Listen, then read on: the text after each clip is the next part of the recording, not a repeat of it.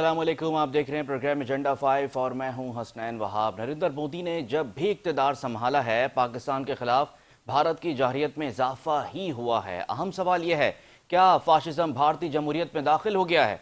BJP तशद्दुद पसंदाना नजरियात, मजहबी तासुब और मुस्लिम दुश्मनी की बुनियाद पर अपनी सियासत को आगे बढ़ा रही है। पाकिस्तान के बारे में बीजेपी के नजरियात ढके छुपे नहीं हैं। भारत के जंगी जुनून की एक वजह यह भी हो सकती है कि भारत असलहा साज फैक्ट्रीज की माली मफादात के लिए जंग का ख्वाहिशमंद हो, और अगर वाकई ऐसा है तो नरेंद्र मोदी ना सिर्फ इस खत्ते को बल्कि भारतीय अवाम को भी अपनी जंगी जनूनियत की भेंट चढ़ा देंगे, जिससे आलमी बरादरी को रोकना होगा। भारतीय अवाम अब अपनी ही हुकूमत और मीडिया से सवाल कर रहे हैं। भारतीय फजाइया के पाकिस्तान के अंदर हमले के ना कोई सबूत दे सके हैं, ना ही पाकिस्तानी जहाज के गिरने का कोई मलबा दिखाया जा सका है, ना ही भारत सिफारती महाज पर कोई कामयाबी समेट सका है। इतनी सिफारती तन्हाई के बाद भी जंगी जनूनियत आखिर किस लिए है? भारतीय वज़ीर-ए-आज़म नरेंद्र मोदी के इंतहा पसंदाना नजरियात से आलमी बरादरी मुकम्मल तौर पर वाकिफ हो चुकी है। इंतहा पसंदी का यह बुखार आज का नहीं बल्कि बरसों पुराना है। इस वक्त दुनिया में हर तरफ पाकिस्तान के अमन को फरोग देने की कोशिशों को सराहा जा रहा है। दुनिया पर वाज़ेह होता जा रहा है कि पाकिस्तान अमन पसंद मुल्क है और दहशतगर्दी के मुकम्मल खात्मे के लिए मुस्तकिल जदोजहद में मसरूफ है, जबकि दूसरी जानिब भारत नफरत फैलाने और दोबारा जंग मुसल्लत करने में कोई कसर नहीं छोड़ रहा है। भारत की बढ़ती परेशानी की एक खास वजह यह भी है कि पाकिस्तान डिप्लोमेटिक फ्रंट पर अपनी पोजीशन मजबूत करता जा रहा है। ना सिर्फ इस खत्ते में बल्कि पूरी दुनिया में पाकिस्तान का मौक़िफ़ सुना और तस्लीम किया जा रहा है।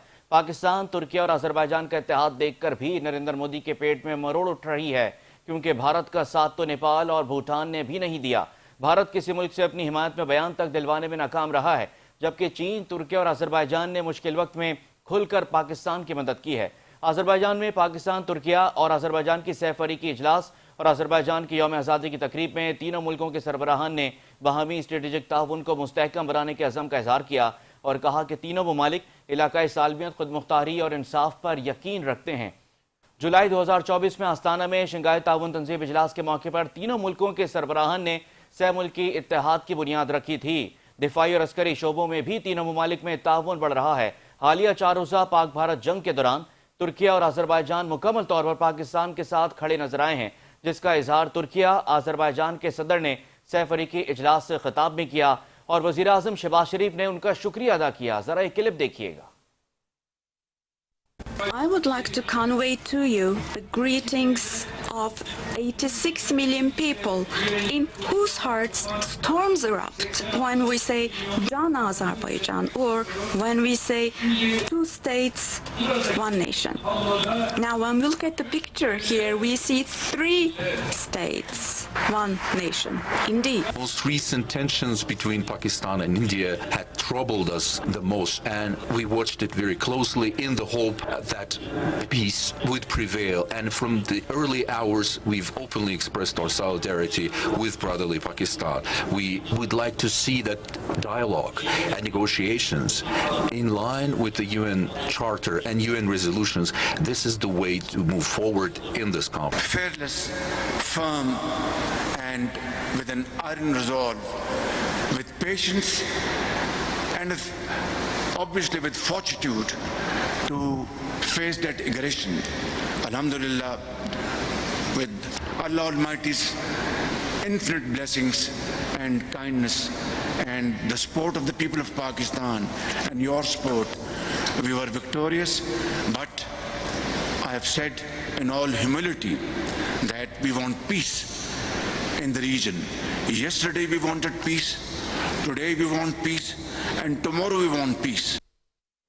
वज़ीर-ए-आज़म मुसलसल अमन की बात कर रहे हैं, जबकि भारतीय वज़ीर-ए-आज़म मुसलसल इश्तिआल अंगेज़ी की बात कर रहे हैं। खत्ते के ममालिक की पाकिस्तान के साथ इस ठोस हिमायत की वजह से भारत में इंतहा पसंदों की जानिब से तुर्किया और अज़रबैजान का बाइकआउट किया जा रहा है। वज़ीर-ए-आज़म शहबाज शरीफ अमन की बात तो कर रहे हैं और भारतीय वज़ीर-ए-आज़म मुसलसल धमकी आमेज़ रवैया अख्तियार किए हुए हैं, और इस सब में भारत में तनकीद भी हो रही है कि नरेंद्र मोदी 11 सालों में 151 गैर मुल्की दौरे कर चुके हैं, लेकिन ऑपरेशन सिंदूर के बाद खुद बैरून मुल्क जाने के बजाय वफ्द भेज रहे हैं, और इन वफूद के जाने के बाद भी किसी मुल्क ने भारत की सपोर्ट में कोई बयान जारी नहीं किया है, और खुद नरेंद्र मोदी मुल्क भारत में रोड शोज कर रहे हैं।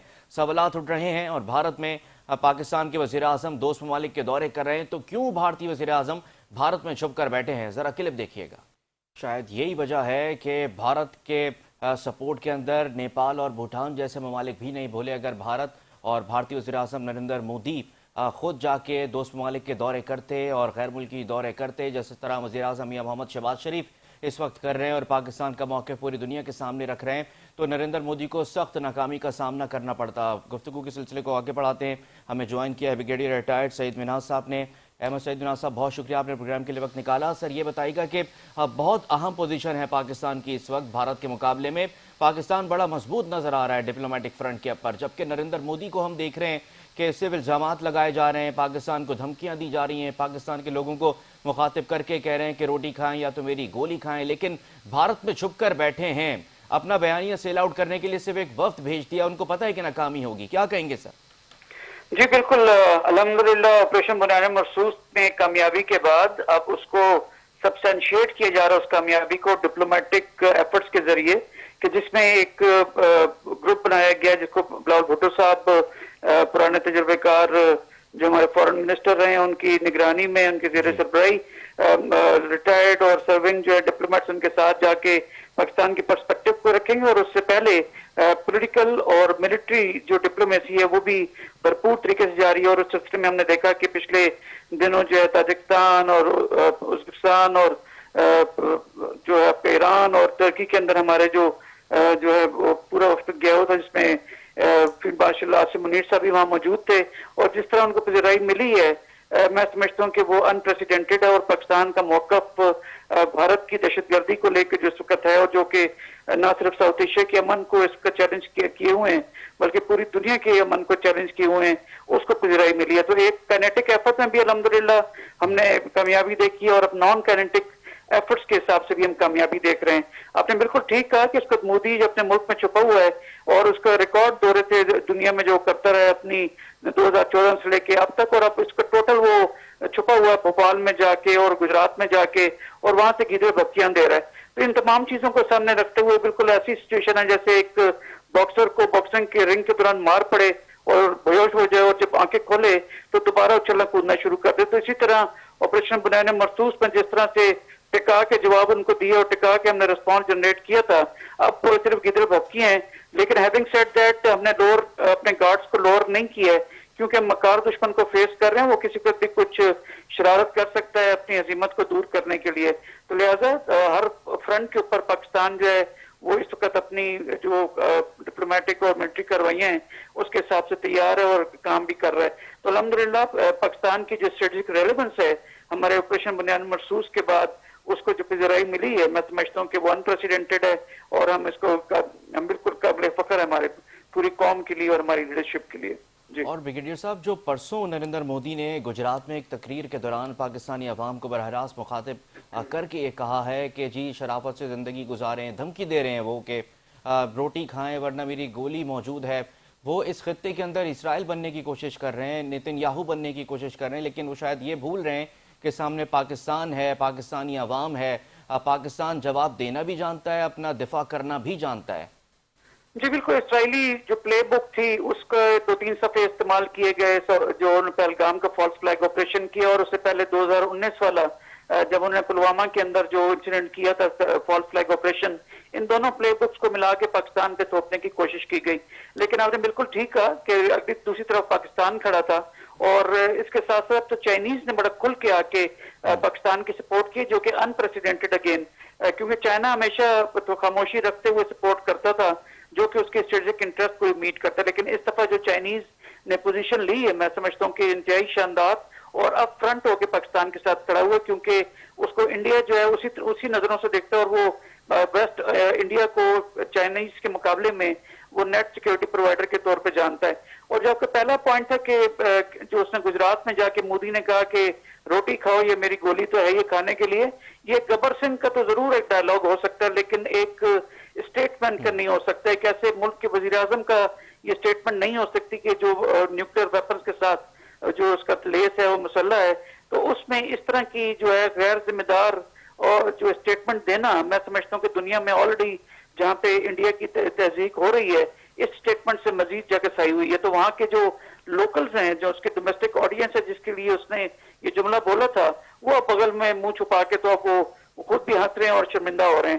تو میں سمجھتا ہوں کہ پاکستان نے اگین بہت بڑا بھرپور اس کو بھی فورن آفس کے لیول کے اوپر رسپانس کیا ہے اور وہاں کے لوگوں کو کہا کہ اس طرح کا شخص کیا وہ کسی بھی قسم کی اس طرح کی پوزیشن پہ ہو سکتا ہے کہ اگر بھگوان نے اگر اس کو پرائم منسٹر بنائی دی ہے تو انسان کا بچہ بھی اس کو بننا چاہیے.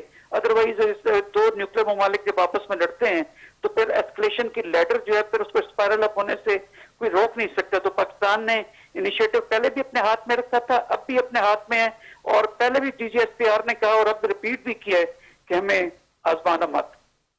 اور سر ایک اور چیز جو ہم دیکھ رہے ہیں کہ بھارت کی جانب سے اب کی جا رہی ہے, پاکستان کے ایٹمی اثاثوں پر سوال اٹھایا جا رہا ہے اور یہ لابنگ کرنا بھارت نے پوری دنیا کے اندر شروع کر دیے کہ شاید پاکستان کے جو ایٹمی اثاثے ہیں وہ غیر محفوظ ہیں, محفوظ ہاتھوں میں نہیں ہیں. جبکہ ہم بھارت کو ہی دیکھ لیں, اتنے زیادہ مواد چوری کے واقعات وہاں پر ہو رہے ہیں, 200 کلو سے زیادہ تابکاری مواد بھارت میں اب تک چوری ہو چکا ہے. بڑی طویل داستان ہے, 1994 سے لے کر 2021 تک 18 بڑے واقعات چوری کے ہوئے ہیں. سر ایسا سمجھ لیں اور یوں کہہ لیں کہ بھارت کے جو ایٹمی اثاثے ہیں کباڑ کی دکان پہ بکنے لگے ہیں, یہ صورتحال وہاں پر آ گئی ہے.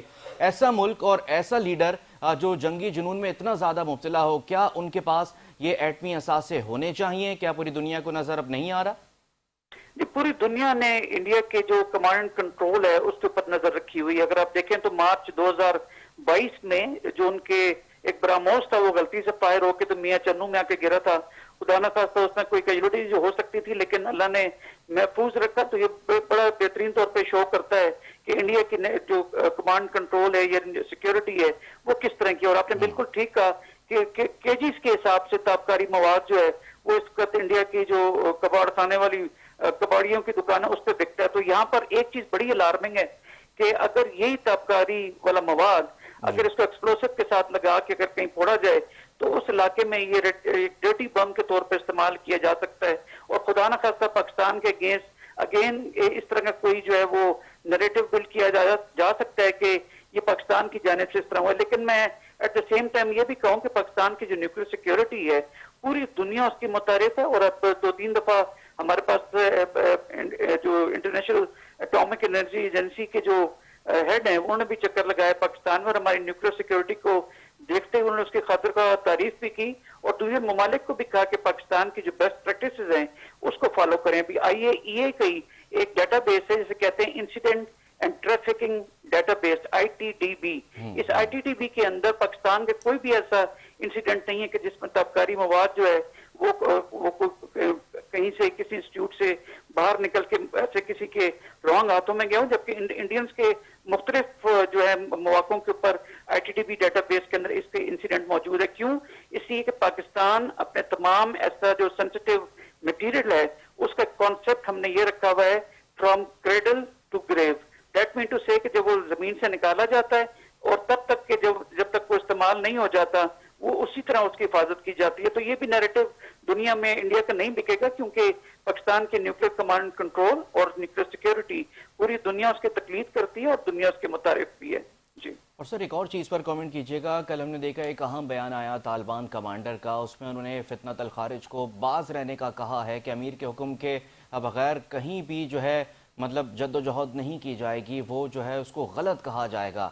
سر یہ بھی ایک پاکستان کے موقف کی جیت ہے جو بھارتی پراکسیز ہیں جو مغربی بارڈرز پر پاکستان کے لیے بڑا چیلنج بنتی جا رہی ہیں. آپ نہیں سمجھتے کہ بڑی پاکستان کے موقف کی یہ بھی جیت ہے کہ اب طالبان کمانڈر اس بات کا اعتراف کر رہے ہیں کہ آپ دہشت گردی نہ کریں امیر کے حکم کے مطابق؟ جی بالکل, یہ انتہائی خوشائن چیز ہے جو کل سعید اللہ سعید نے جو کہ انٹیریئر منسٹر ہیں افغانستان عبوری گورنمنٹ کے, انہوں نے پاسنگ آؤٹ کے موقع کے اوپر جو پولیس مین کی وہاں پہ ہو رہی تھی وہاں پہ انہوں نے یہ جو ہے بات کی ہے اور یہ بھی کہا ہے کہ پاکستان کے اندر کوئی بھی دہشت گردی کارروائی جو ہے وہ شریعت کے بھی خلاف ہے اور اس کا ہم بالکل سپورٹ نہیں کرتے, ان کے خلاف کارروائی کی جائے گی. تو بیسیکلی جو پاکستان کے ڈپلومیٹک ایفرٹس جا رہی ہیں تو 10 مئی کے جو ہم نے بھرپور رسپانس جنریٹ کیا تھا تو اس کے فوراً بعد ہی 13-14 مئی کو ہی سردار صاحب اور ان کے کاؤنٹر پارٹ افغانی جو ہیں وہ چائنا میں جا کے ملے تھے اور یہ ٹرائیکا جو میٹنگ ہوئی تھی اس کے اندر سی پیک کے لحاظ سے افغانستان کے انٹرسٹ کو سامنے رکھا گیا, افغانستان کے مختلف اکنامک انٹرسٹ کو سامنے رکھا گیا, پاکستان کی سلامتی کو سامنے رکھا گیا اور تینوں ممالک نے مل بیٹھ کے اس بات کا فیصلہ کیا کہ پاکستان کے اندر کسی بھی قسم کے دہشت گردی کے لیے افغانستان کی جو سرزمین ہے جو کہ 2 ایگریمنٹ کے مطابق بھی جو ہے ان کے ایکسپٹڈ ایک پوزیشن कंडीशन है तो उसको नहीं किया जाएगा, तो ये बड़ी खुशाइन चीज है। ये चीज मैं समझता हूँ कि इंडिया के यहाँ बहुत ही ज्यादा इसके ऊपर ववेला मचाया जाएगा, और मैं समझता हूँ कि वहां जो उनकी पिछले 10 सालों की जो इन्वेस्टमेंट है, स्पेशली 2019 की बात की इन्वेस्टमेंट जो रॉ अफगानिस्तान में कर रही थी, जो अमेरिकन यहाँ से गए थे, तो उसके बाद से होने वाली अब तक की जितनी इन्वेस्टमेंट है उसके ऊपर कारी जरब है। तो इस तमाम चीजों को सामने रखते हुए जो इंडिया की स्ट्रेटेजी है टू फ्रंट वॉर की, उसको भी एक जो है काफी गुजर पहुंची है। तो लिहाजा इन तमाम चीजों को देखा जाए तो पाकिस्तान काइनेटिक और नॉन काइनेटिक दोनों प्रॉन्ग्स के ऊपर जो है भरपूर अपनी मौकफ को रखा हुआ सामने। काइनेटिक हम प्रूव कर चुके हैं, नॉन काइनेटिक के अंदर भी हमें कामयाबियां मिल रही हैं, जबकि इंडिया जो है अपनी जो है वो गार के अंदर छुपा हुआ है और किसी दुनिया को फेस करने के काबिल नहीं है, इसीलिए वो गिदड़ भक्तियां मुख्तलिफ इलेक्शन के जलसों में जो है वो मार रहा है, वहां पे बैठा हुआ है। और सर आखिर में बस ये बता दें कि जिस तरह पाकिस्तान ने डिप्लोमेटिक फ्रंट पर अफगानिस्तान पर एक प्रेशर बनाया, उसके बाद ये बयान आना, इसी तरह का प्रेशर आप नहीं समझते कि भारत पर भी एक बनना चाहिए, क्योंकि इनिशिएट तमाम मामलात को भारत की जानिब से किया जाता है, सारी सहूलतकारी भारत की तरफ से हो रही है। सर उसका रास्ता क्या हो सकता है भारत को रोकने का, क्योंकि भारत को रोकना इस वक्त सबसे ज़्यादा ज़रूरी है। पाकिस्तान मुआशी तरक्की भी करने लगा है, पाकिस्तान के अलाइज भी बन रहे हैं, ट्रेड भी हो रही है, एक्सपोर्ट भी हो रही है, लेकिन भारत पाकिस्तान की टांग खींचने की जंग में लगा रहता है। देखिए वो माजी के अंदर ये करता चला है, क्योंकि इंडिया को नेट सिक्योरिटी प्रोवाइडर और रीजनल पुलिसमैन के तौर पर वेस्ट और स्पेशली यूएस देखा करता था वीजा भी चाइना। लेकिन अब जब ऑपरेशन बनियान मरसूस में उसको जो मार पड़ी है, उस मार पड़ने के बाद मेरे ख्याल में वेस्ट और यूएस जो है अपनी इन्वेस्टमेंट को शायद लाजमी रिकंसिडर करेंगे। विद रिगार्ड टू जो आप बात कर रहे हैं कि टेररिज्म जो इंडिया हमेशा से करता चला है और दुनिया में कनाडा में पकड़ा गया है, न्यूयॉर्क के अंदर यूएस के सीआईए ने पकड़ा उसको, इस तरह यूके में पकड़ा गया, इस तरह कतर में जब उनकी अब दोस्त का जो एक चल रहा था प्रोजेक्ट, उसके अंदर इंडियन नेवी के ऑफिसर्स जो है वो रॉ के साथ मिलकर कार्रवाइयां कर रहे, तो पूरी दुनिया के अंदर रॉ जो है बुरी तरह बदनाम हुई। और इसी तरह से पाकिस्तान की जो डिप्लोमेटिक एफर्ट जो है इसमें हम डोजियर्स लेके जा रहे हैं, स्पेशली अभी जो जफर एक्सप्रेस वाला वाकया वो, और अभी जो फुजदार के अंदर आर्मी पब्लिक स्कूल के ऊपर जो हमला किया गया था बस के ऊपर और बच्चों को शहीद किया गया था, इन तमाम को एक प्रूफ्स के साथ दुनिया के सामने रखा जाएगा मुख्तलिफ कैपिटल्स के अंदर। तो अब जो वो पाकिस्तान के ऊपर हर फोरम के ऊपर एक दहशतगर्दी का एक इल्जाम लगाता था, अब वो अपने ही वो कहते हैं ना कि अपनी सियाद जो अपनी दाम में फंस गया। तो वो समझता हूँ कि अब इंडिया की बारी है कि वो दुनिया को जवाब दे कि वो जो पाकिस्तान के ऊपर इल्जाम लगाता था, असल में दहशतगर्दी जो स्टेट लेवल के ऊपर होती है उसकी स्पॉन्सरशिप बीजेपी की गवर्नमेंट करती थी। और बीजेपी की गवर्नमेंट हम सब जानते हैं कि इंतहा पसंद आरएसएस जो हिंदुत्व की आइडियोलॉजी को लेकर चलता है, जो नाजीज्म से लीड लेता है, उसकी बेसिकली ये एफर्ट्स है सारी। तो पूरी दुनिया के सामने इंडिया का जो मकरू चेहरा और उसकी इंटेलिजेंस का वो सामने आ चुका है, और पाकिस्तान भरपूर डिप्लोमेटिक एफर्ट्स करके इंडिया का असल चेहरा दुनिया के सामने रख रहा है। तो मैं नहीं समझता कि जो आपके दहशतगर्दी का नैरेटिव इंडिया का है वो मजीद बिक सकेगा। जी बहुत शुक्रिया ब्रिगेडियर रिटायर्ड अहमद सईद मिनाज साहब ने हमें ज्वाइन किया। ब्रेक पर जाएंगे, ब्रेक से वापस आएंगे तो कुछ मुल्की सियासत की भी बात करेंगे।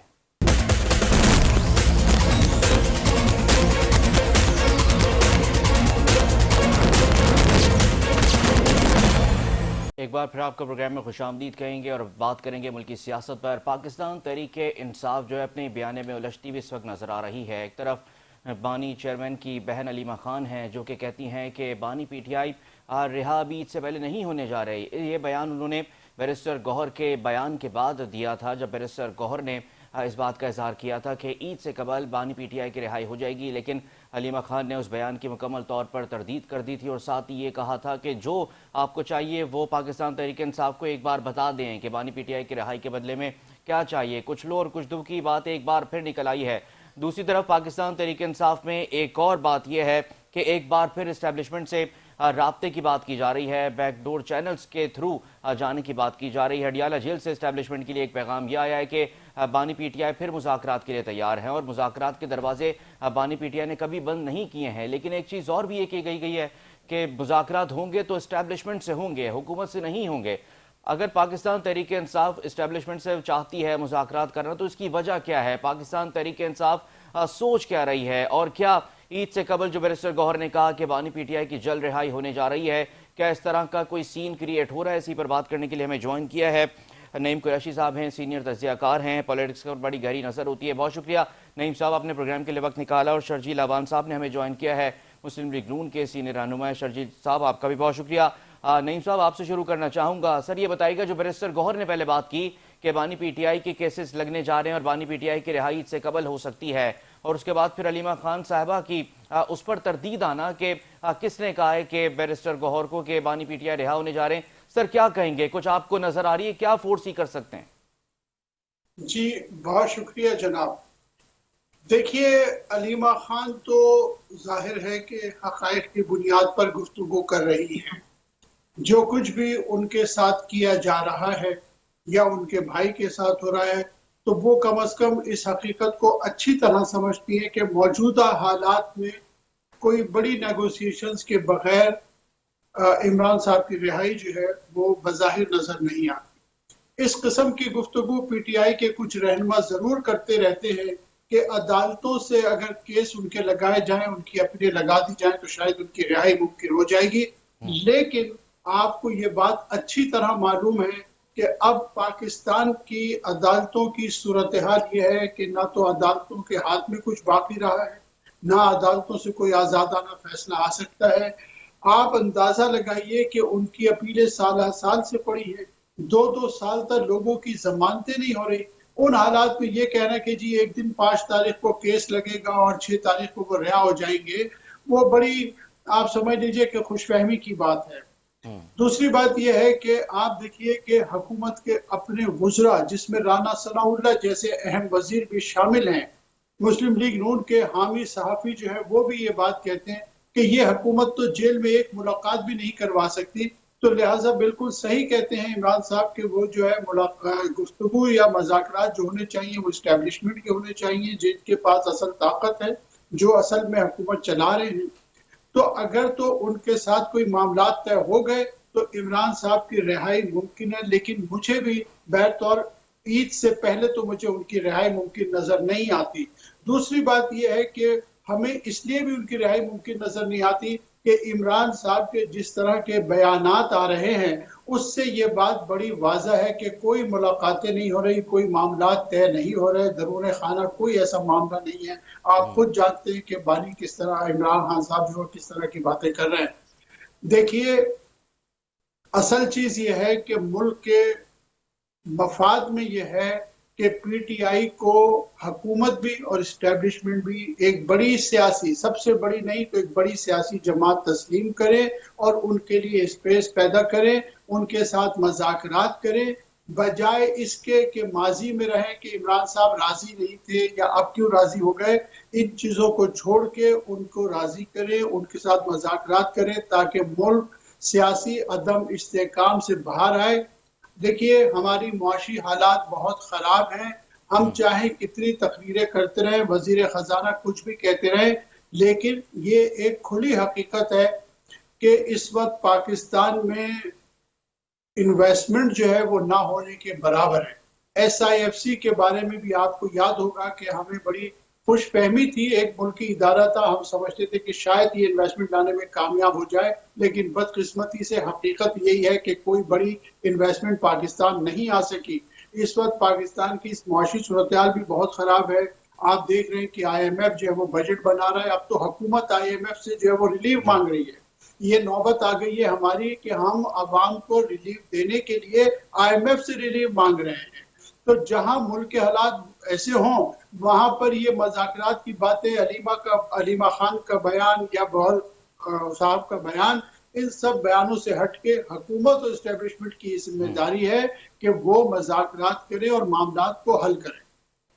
بالکل صحیح۔ آئی ایم ایف کی جو آپ بات کر رہے ہیں اور ملکی اکانومی کی جو بات کر رہے ہیں اس کا جواب تو میں شرجیل صاحب سے لے لوں گا، کیونکہ حکومت تو بڑے اچھے فیگرز اور نمبرز ہمیں بتا رہی ہے کہ ملکی معیشت بیک آن ٹریک آ گئی ہے، معیشت ترقی وہ کر رہی ہے، اچھے فیگرز بتائیں گے تو جواب میں پھر میں بھی اچھے فیگرز بتا دوں گا کہ حقیقی فیگرز کیا ہیں۔ جی ٹھیک ہے نعیم صاحب، پہلے اس بات کا جواب دے دیں، جو بات آپ کر رہے ہیں، آپ نے رانا ثناء اللہ صاحب کا ذکر کیا، مجھے یاد ہے رانا ثناء اللہ صاحب نے ہی کہا تھا کہ اسٹیبلشمنٹ بات تبھی کرے گی جب بانی پی ٹی آئی جو ہے ثانیہ 9 مئی پر معافی مانگ لیں، اس کو تسلیم کر لیں۔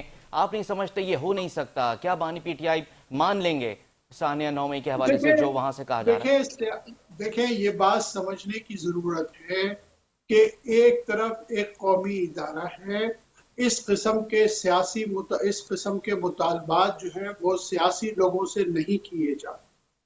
नवाज शरीफ साहब का केस आपके सामने है। नवाज शरीफ साहब ने मुशर्रफ के साथ मुआहिदा कर लिया, खामोशी से मुल्क छोड़ के चले गए, सियासत छोड़ के चले गए, लेकिन माफी का बाज़ाब्ता ऐलान नहीं किया था। इस मैं आ वक्त रहा हूँ इमरान शर्जील अवान खान साहब जैसी आपके पास। शख्सियत से ये तवक्का करना कि वो माफी मांग लेंगे जिनको करोड़ों अवाम की सपोर्ट हासिल है, और ये भी अपनी जगह एक हकीकत है कि इस्टेब्लिशमेंट ने उन्हें कई दफा रिहाई की ऑफर की है कि अगर वो खामोशी इख्तियार कर लें, और उनकी तो मकबूलियत की बुनियादी वजह यही है कि वो डट के खड़े हैं। अगर आज वो माफी मांग लें तो उनकी सियासत तो खत्म हो जाएगी। तो लिहाजा सियासी लोगों से इस किस्म के मुतालबा करना जो है वो ही बड़ा गलत है। ये बड़ी गलत सोच है, ये गैर सियासी सोच है। आप मुल्क को क्राइसिस से निकालना नहीं चाहते, इसका मतलब ये है इमरान साहब मरते मर जाएंगे लेकिन माफी नहीं मांगेंगे, क्योंकि उससे बेहतर है कि फिर वो सियासत छोड़ के लंदन चले जाएं अगर इस तरह माफी मांगने। तो दूसरी बात यह है कि 9 मई पे क्या माफी मांगे। 9 मई के मामलात में आपको पता है, देखिए 2 साल हो गए हैं, यास्मीन राशिद जैसी खातून का अदालत में 2 साल से रिकॉर्ड पेश नहीं किया जा रहा।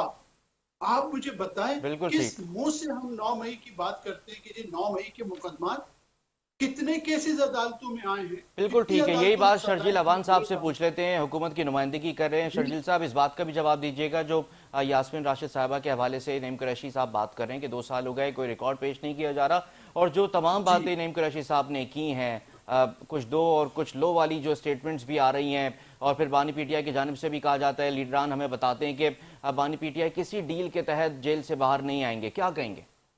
हुसैन साहब, नईम साहब की तो मैं किसी बात को ना सीरियस नहीं लेता। नईम साहब ने तो पहले भी एक शो में मेरे साथ दावा किया था कि फराग होगी है, बड़े अनकरीब फराग होगी जो है वो क्या नाम है वो कुछ है फराग होगी, तो उसके बाद उनको इस बात में 5-6 महीने हो गए, उसके बाद नईम साहब नजर नहीं आए। आज भी नईम साहब नजर आए हैं। नईम साहब ने जो बात की है कि जी ये पाकिस्तान की जो माशियत है वो SIF से कुछ नहीं कर रही, तो नईम साहब आपकी इत्तला के लिए अर्ज है, ये जो SIFC के तहत जो पाकिस्तान में पिछले दिनों अभी आपने आंखों से गुजरी होगी, आप यकीनन आप एक बाशऊर सहाफी हैं, आपने देखा होगा कि इस्लामाबाद में पूरी दुनिया से जो फॉरेनर्स थे, जिसमें कई ममालिक के बड़े अहम लोग थे, अमेरिका से थे, बरतानिया से थे, चाइना से थे, और जो यूरोपीय ममालिक से लोग थे, जिन्होंने जो प्योर मिनरल्स के लिए जो कॉन्फ्रेंस मुनक्किद उसमें शिरकत की। वो किसका इनिशिएटिव है? वो SIFC का इनिशिएटिव है। आज पाकिस्तान अपने पैरों पर खड़ा है, वो किसका इनिशिएटिव, वो किसकी वजह से है? ये स्मगलिंग को रोका, ये जो दूसरी जब चीजें होती है, जब पीटीआई की हुकूमत ने लूट मार की हुई थी, क्योंकि 4 वजीर खजाना चेंज हुए। आप मुझे बताएं ना, तो ये पीटीआई ने तो 2022 में जब मुस्लिम नून को हुकूमत मिली थी, उस समय तो पाकिस्तान दिवाली होने के करीब चला गया था। ये तो बात ही कर रहे थे। मैं खराज तहसीन पेश करूंगा इसहाक डार साहब को। इसहाक डार साहब ने दिन रात मेहनत की थी, और उनकी मेहनत और वज़ीर आज़म शहबाज शरीफ साहब की क़यादत में पाकिस्तान अपने पैरों पे खड़ा हुआ था। और पिछले साल की मैं इनका फिगर उठा लें, पाकिस्तान में महंगाई की शरह रिकॉर्ड नीचे आई। इमरान खान ने जब हुकूमत छोड़ी थी, उस टाइम महंगाई की शरह 13.9% थी। जब पिछले साल महंगाई की शरह रिकॉर्ड फीसद कम हो गए, 4.6% हो गई। तो ये, और फिर उसके बाद फिर जो अनएम्प्लॉयमेंट की जो शरह थी इमरान खान के दौर में, वो कितनी ज्यादा थी, और मुस्लिम नून की हुकूमत के दौर में इस टाइम 1.कुछ% पे आ गई है। तो आप कैसी बात कर रहे हैं कि पाकिस्तान की माशियत किधर जा रही है? अगर आप बैठना तो आप लोगों से पूछें। ओवरसीज पाकिस्तानी सबसे ज्यादा ज़र मुबादला रेमिटेंस भेजते हैं। ओवरसीज पाकिस्तानी इमरान खान की कॉल को रिजेक्ट कर दिया, और ओवरसीज पाकिस्तान ने रिकॉर्ड रेमिटेंस भेजी। आज तक इतनी रेमिटेंस कभी ओवरसीज पाकिस्तान ने नहीं भेजी थी जितनी पिछले साल आई। बेसिकली पीटीआई बुग़्ज़े हाफिज मुनीर साहब में इस कदर मुब्तला है। और इनकी आप मुनाफिकत देखें, एक तरफ कहते हैं कि हमने एस्टेब्लिशमेंट से बात करनी है, और इन्हीं की तरफ दूसरी तरफ इनके जो लौंडे लपारे, वो जो भगोड़े शहबाज गिल, जो इमरान नियाज और इस तरह के जो और लोग हैं, वो बैठ के कितनी बकवास करते हैं बैठ के मीडिया के ऊपर। और इस टाइम पे इनको खुदा का खौफ करना चाहिए कि दुश्मन बैठ के जलसों में किस तरीके से बातें कर रहा है कि गोली खा लोगे, फलाना खा लोगे। इस टाइम पे इनको चाहिए था, कहते खुले दिल के कि इमरान खान गया बाहर में, हम खड़े हैं पाकिस्तान के सुपरस्टार हाफिज आसिम मुनीर साहब के पीछे, फौज के पीछे।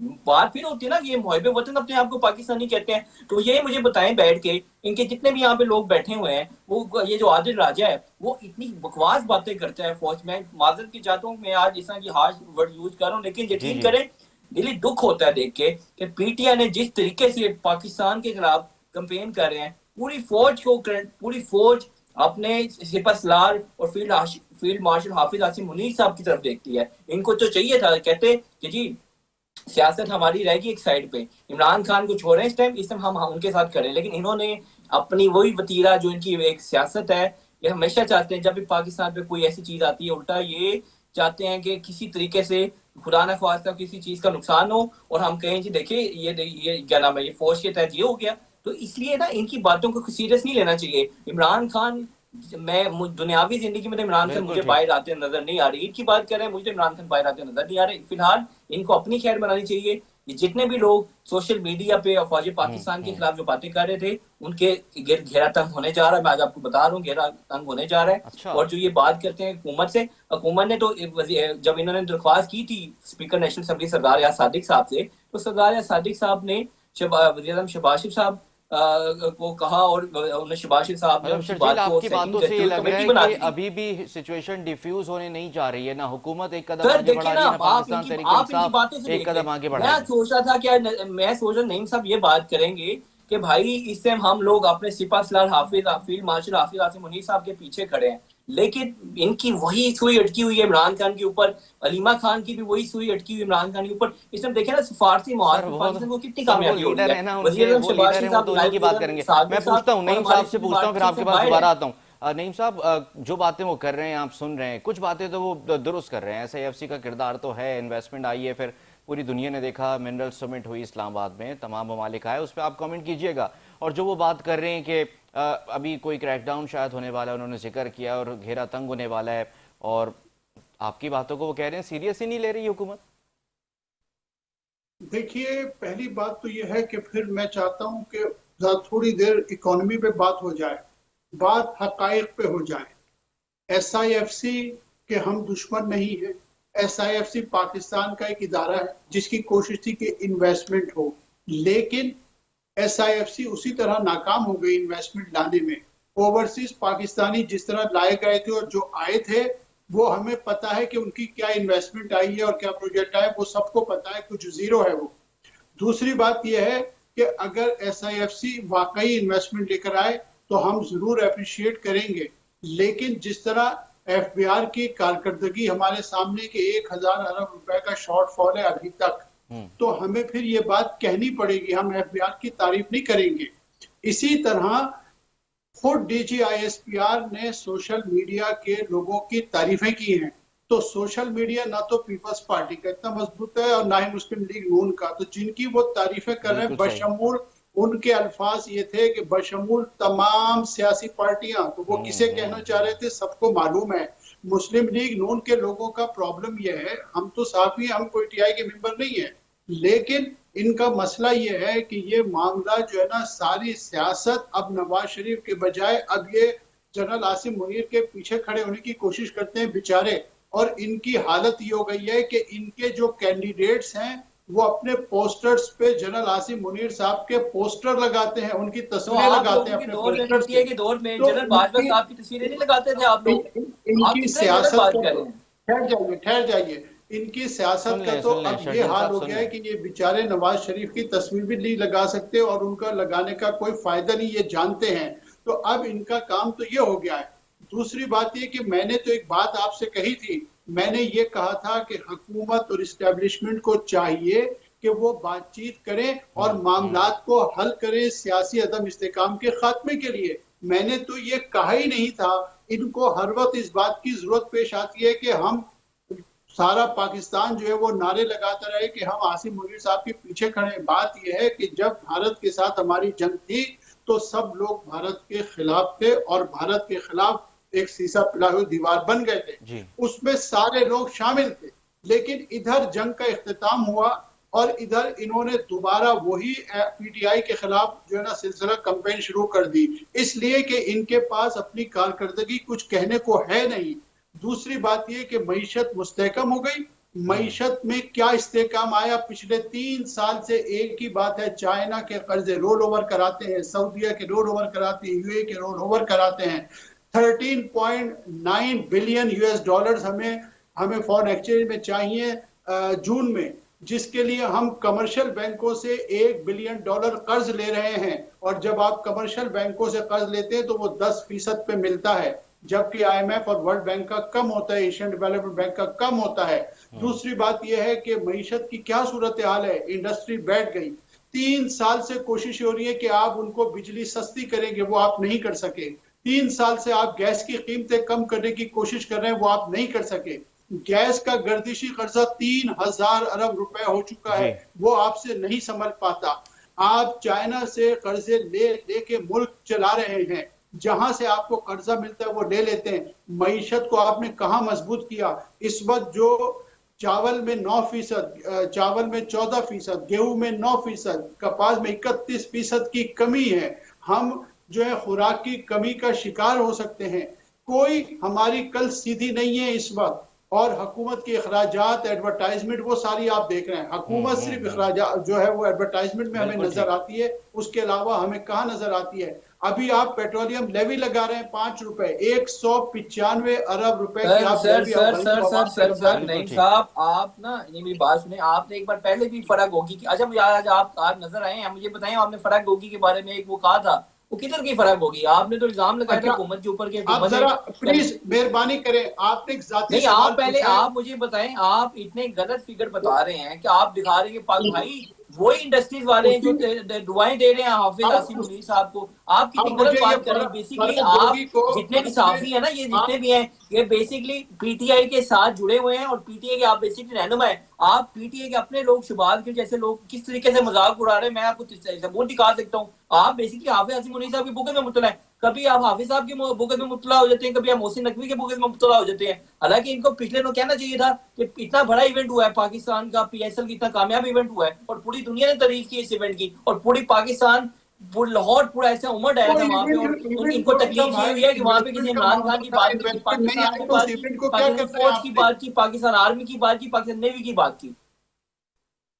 दूसरी बात ये, मुझे जरा ये एक बात मेहरबानी करके जरा बताएं, आप फराग गोगी के हवाले से क्या कह रहे हैं, मुझे तो कुछ याद नहीं। आपने एक बार क्या कह रहे हैं शर्जील, बताएं क्या कह रहे हैं। शो में मुझे कहा था, आपने इल्जाम लगाया था कि हुकूमत की डील हो गई है, आपको याद है वो बात। आपने कहा था करीब आने वाला, इस बार को 5-6 महीने हो गए हैं, वो बात तो मेरे सामने नहीं आई नईम साहब।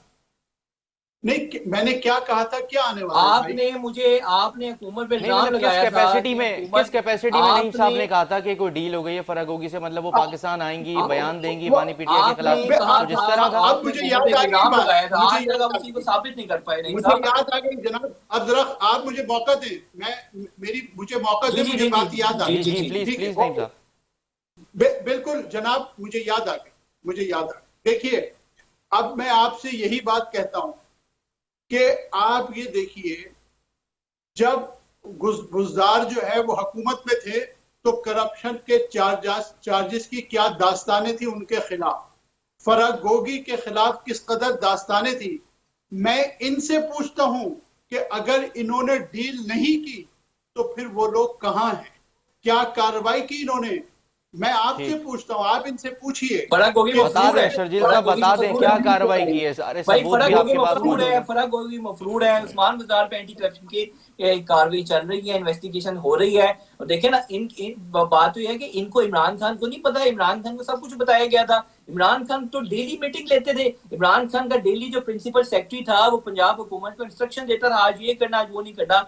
बेसिकली उस टाइम जो हमारे जो फील्ड मार्शल हाफिज आसिम मुनीर साहब, उस टाइम DGIA थे, सबसे पहले इन्होंने इमरान खान को बताया था कि जी आपकी बीवी और ये फराग गोगी मिलकर काम कर रहे हैं, अप्रिशिएट करने के बाद उनको सैक किया गया। बेसिकली चलें सही है, मुझे मौका दें शर्जील और नईम साहब, आपसे भी दरख्वास्त है, मुझे मौका दें, आखिरी मिनट है।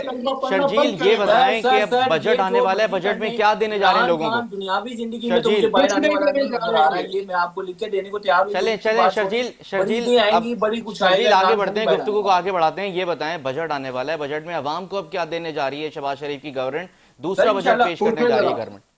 سر پوچھیں انشاءاللہ ذرا۔ ہم کو ریلیف نظر آئے گا، آپ کو ریلیف ملتا نظر آئے گا. بھی دیکھیں پیٹرول کی پرائسز بھی کم ہوئی ہیں، پاکستان میں مہنگائی کی شرح بھی نیچے آئی ہے. انشاءاللہ یہ جو بجٹ ہوگا یہ عوام دوست بجٹ ہوگا، اور حقیقی معنی میں عوام دوست بجٹ ثابت ہوگا. آپ کو یاد ہے، اور میں اس میں درخواست بھی کروں گا حکومت سے، اور جہاں جہاں بھی میں بات کر پایا کہ جی فوج کا بجٹ دگنا ہونا چاہیے، کہ فوج نے ہماری پاکستانیوں کا ہمارا سینہ، یقین کریں میں یورپ کے اندر یا کہیں بھی جاتے ہیں، یقین کریں جتنے بھی لوگ ہیں یقین کریں پاکستان کو سیلوٹ پیش کرتے ہیں کہ پاکستانی فوج نے بھارت نے ہمیں آنکھیں دکھائی تھی، اور ہم نے جواب میں ہم نے بڑے ذمہ دارانہ طریقے سے ہم نے جوابی کارروائی کی، ہم نے کسی سویلن کو نشانہ نہیں بنایا.